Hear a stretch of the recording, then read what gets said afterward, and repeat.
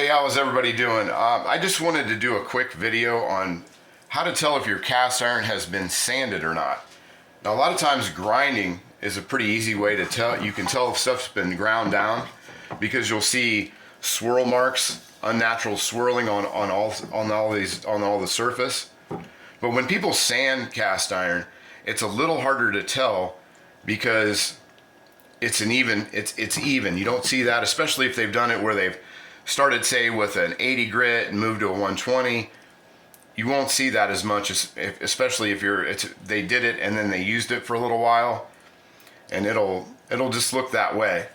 But on this one, you can tell for sure that that's been sanded off, because down around the edges and all in through here, that's never taken seasoning, and it won't take seasoning.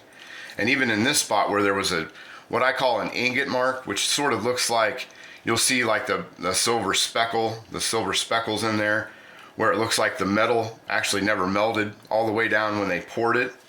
And somebody had taken some sandpaper and they just sanded that spot, and they sanded down here, like the K part. I don't know if you can see that if the camera's picking that up or not, but the K down here where that's been sanded off is almost non-existent.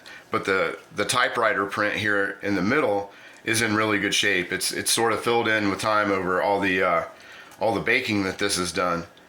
And then and the other thing you can tell is like up here, because when you go and after you've kind of looked at Wagner ware a little bit, you can kind of tell that type is a Wagner pan. But then people get excited and they want to see if it's a marked pan. So they'll sand that off, the crud and everything else, and to see if the Wagner logo is up there, which generally it is. And you can tell that that's been sanded up there a lot. Now you can also tell that the inside has never been sanded, in which that really doesn't happen very often. If somebody sanded the outside, they've probably sanded the inside. But on this one, you can see that it still has the discomatic marks. It used to have a very, very nice swirl in there. But I've been using this as a baking pan for about 6 to 8 years, and this is done about every cake and pie that I've made in all that amount of time. I don't use this as a pie pan anymore. I've actually got a Lodge pie pan, because the acidity of cherry pies, apple pies, and that kind of stuff, it sort of eats away at the seasoning. So I've just reserved this one for just doing cake or brownies or those type cookies, those kind of desserts. But on the inside, they didn't sand it. You can still, if you can see that it has that nice swirl pattern, almost like a pinwheel on the inside. But on the outside, that's never going to take seasoning.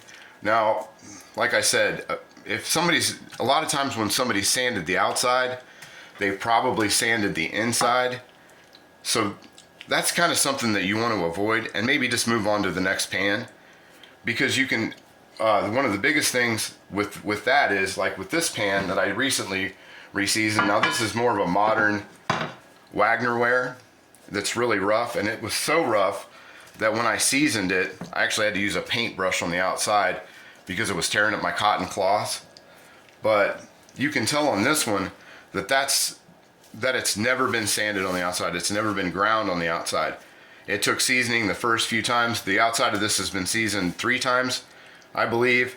And since this pan's for sale, I just did the outside, and I did the inside only once, so people could see that it still had the discomatic marks on the inside.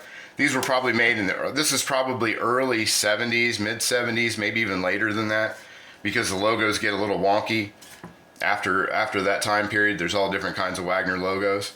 But you can see on the outside of there is no finish like that. Now, people will say that when you do that, it's because of using this on top of the stove. And I do have pans that sort of look like this, because when I am using them on the stove, you go back and forth, you're taking it on and off, and that will rub your seasoning off of there. But with this one, this is only ever baked. This is the outside, the bottom of this should basically look like this. And that's almost looking like a lacquer finish, but that's just years and years of rubbing oil. You know, you take one cake out, I take an oily rag, take a little bit of oil, wipe that off, fill my pan back up with batter, and then keep going. And this has developed a seasoning that's just almost painted on, but the outside has never done that. And like I said, this pan's not ruined. It's still able to be used. That's not fire damage. What I think is what this coloring is actually the color sandpaper that they used, which was like a red, because sandpaper comes in a lot of different colors. This one was that orangey red sandpaper.